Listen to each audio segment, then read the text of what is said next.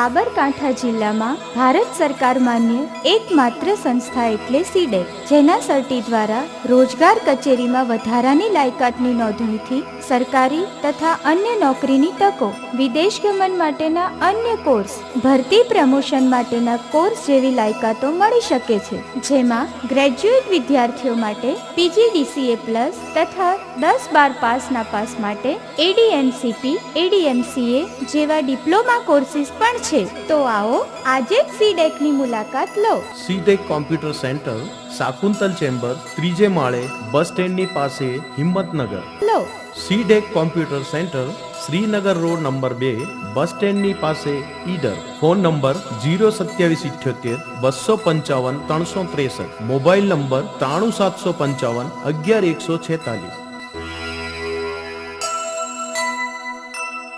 કોમ્પ્યુટરના course તો સીડેકમાં જ કરાય.